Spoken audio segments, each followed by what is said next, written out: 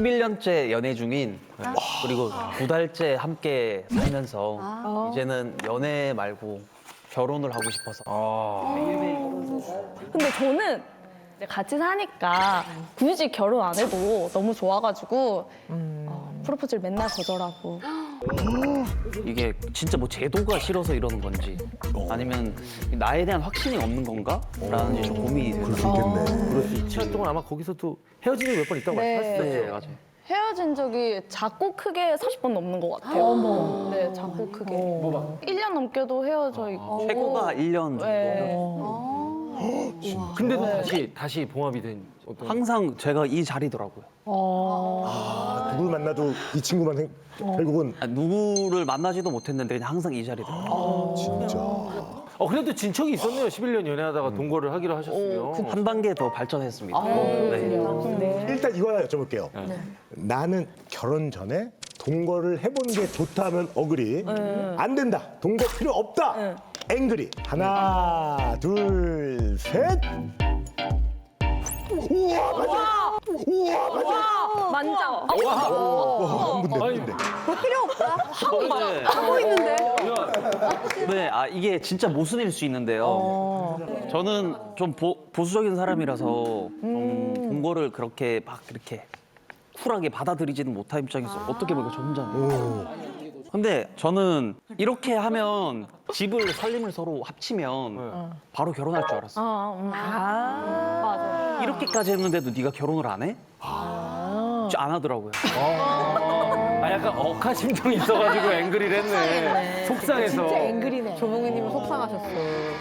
일단 박사님께서 네. 오래 하셨어요. 저는 결혼 전에 조금 지내보는 건 전 좋다고 생각해요. 오. 네, 왜냐하면 연애나 이게 데이트를 할 때는 좋은 모습만 보이잖아요. 근데 결혼은 삶이기 때문에 의외로 아주 사소한 것 때문에 좋기도 하고 아주 별거 아닌 것 때문에 싫기도 해요. 맞아. 여기서 말하는 동거는 시간을 많이 보내보라는 의미인 것 같아요. 예를 들어서 계절이 바뀌는 것도 경험을 해보고 그다음에 뭐 눈 떠서 잘 때까지 여러 가지 생활 속에서 다양한 모습을 봐야 이 사람과 삶을 같이 하면서 내가 어느 정도를 감당할 수 있는가를 본인이 경험을 해보는 거 되게 중요할 것 같거든요. 만약에 서로가 이제 없으면 어떠실 것 같으세요? 전 죽어요. 진짜 여기서 더 궁금한 건 이렇게 없으면 죽을 정도인데 결혼을 하기 싫다는 게. 결혼은 왜 싫으신 거야, 진짜? 그니까 저는 우선 지금 이렇게 같이 살아보니까 더 결혼을 안 해도 되겠다라는 게 더 커진 것 같아요. 그러니까 결혼을 했을 때 대체 어떤 메리트가 있는 건지를 잘 모르겠고 근데 저는 그 확신이 있는 것 같아요. 이렇게 동거만으로도 성호랑 죽을 때까지 이렇게 살 수 있을 거라는 확신이 있는 것 같아요. 성호가 날 버리지 않겠지. 그 확신이 있는 것 같아요. 오.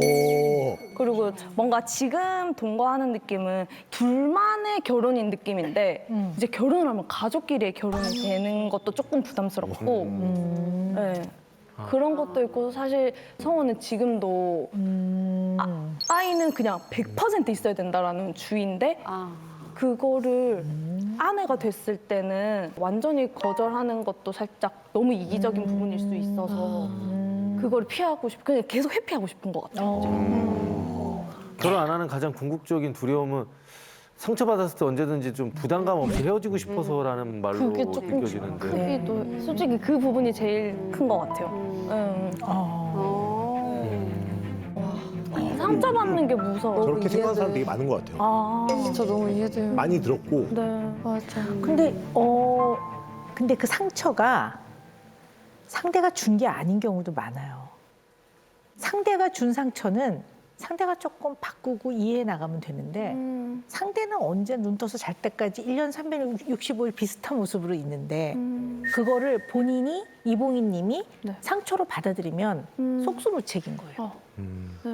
그러니까 상처라고 얘기하는 거를 아주 구체적으로 보셔야 될 것 같아요. 이게 정말 상대가 나한테 상처를 준 건지 아니면 아주 일상의 모습들에 내가 상처로 받아들이는지는 되게 다른 문제거든요. 와우. 네, 이건 잘 보셔야 될 것 같아요.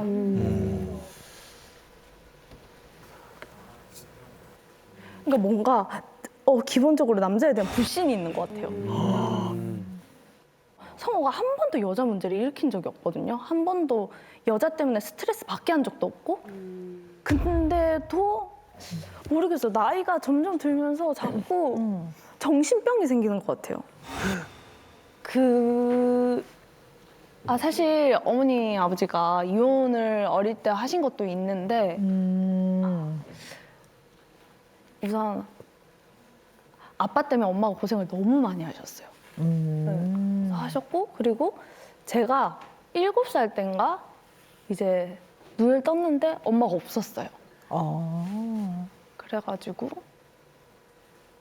무튼 그랬는데 오빠랑 둘이 있었는데 아빠는 이렇게 바람이 나셔가지고 그랬는데 그런 것도 있고 아빠가 또 집에 아줌마를 데려오시기도 했거든요. 네, 저한테 아줌마 어깨를 주무르라고도 하셨고 그냥 그 기억도 안 좋고 제가 맨날 울고 이러니까 이제 엄마가 안 되겠다. 둘 중에 한 명은 데리고 와야겠다 해가지고 이제 오셨는데 오빠가 9살이었는데 그냥 동생 데려가라고 했다는 거예요. 그래서 저를 데려가고 그러고 이제 할머니 집에서 같이 살았어요. 외할머니 댁에서 이제 하는데 항상 할머니 할아버지가 잘해주셨지만 항상 눈치도 항상 보고 그냥 뭔가 학교 다닐 때도 초등학교 때 그걸 해요. 이런 조사를 하거든요. 근데 저는 그게 너무 힘들었어요. 제 나이 때는 그렇게 이혼이라는 게 이렇게 많지 않았어가지고 되게 놀림받는 그거였거든요. 그래서 그것도 항상 매년 그게 항상 숨기면서 이런 것도 하고 항상 그게 두려웠어요. 엄마 아빠 이혼한 거 들킬까 봐.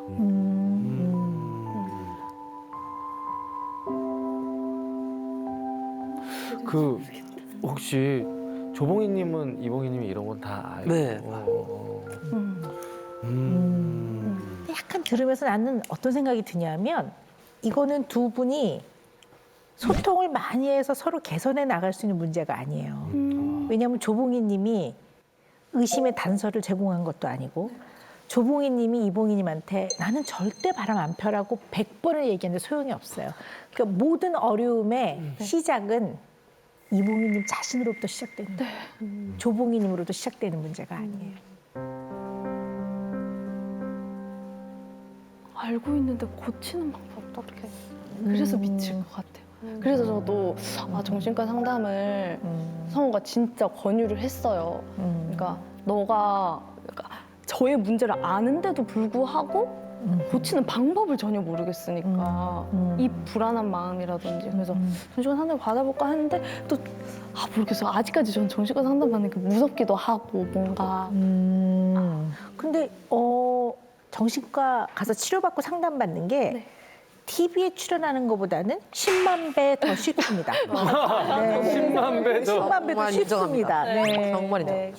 우리 아버지는 기분이 좋을 때만 나를 쳐다봐줬지 기분이 나쁜 날은 나는 정말 감정의 쓰레기통이었어요. 우리 엄마는 나를 전혀 보호하지 않았어요. 난 사람을 믿을 수 없습니다. 뭐 예를 들어 이런 분이 있다고 쳐봅시다. 근데 배우자가 같이 지내보니까 우리 엄마 아빠하고는 전혀 다른 사람이야.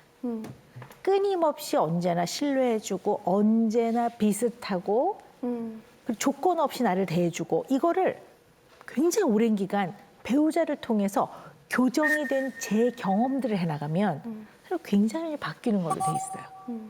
왜냐하면 늘 난 이렇게 생각했는데 해석했는데 이 조봉이랑 지내보니까 그렇지 않네. 이거를 경험해 나가실 수 있고요. 네. 또 우리 조봉희 님이 이봉희 님을 사랑하는 게 단지 예쁘다 이것만이 아니에요. 정말 이런 사랑은 깊이가 깊은 사랑이에요. 네. 부럽다 어떻게 보면 그죠? 그러니까 진짜 10년 동안.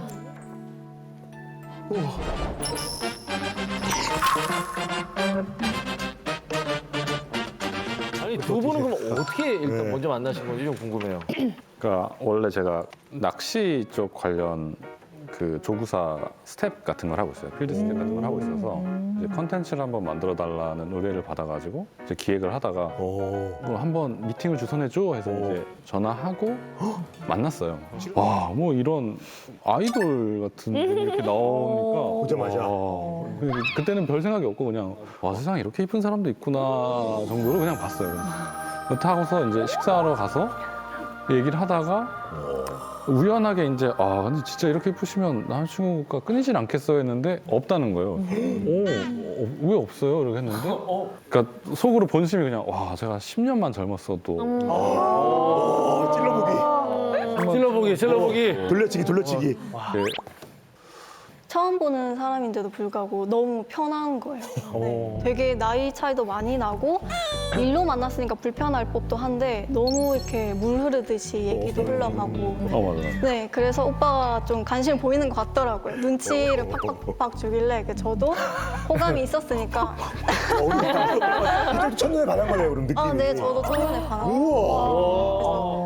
내가 10년만 어렸어도 좀 잘해볼 수 있었을 텐데 아쉽다. 그래서 제가 툭 던졌죠. 전 상관없어요. 괜찮아요. 내가 단돌해서 그냥 이런 얘기를 하는 걸까? 아니면 내가 좋다고 하는 건가? 막 얘기하다. 그러니까 왜냐하면 제가 나이가 많은데 이게 어린 친구한테 뭔가 좋아요라고 얘기하면 너무 부담스러울 수 있잖아요. 그래서 어떻게 이걸 확인하지 하다가 그러면 끝나고 맥주 한 잔 하실래요? 이렇게 물어봤을 때 좋다고 해서 이게 통하는가 보다라고 이제 생각을 했죠. 네, 그리고 처음 만난 날에 그렇게 맥주 한잔 하면서 좀 더 깊은 얘기하고 사귀기로 했죠. 첫날요? 네. 오늘부터 1일? 혹시 부모님들은 뭐라고 하세요? 부모님들은 아직 모르시고 저는 오늘 고민이 이거거든요. SBS.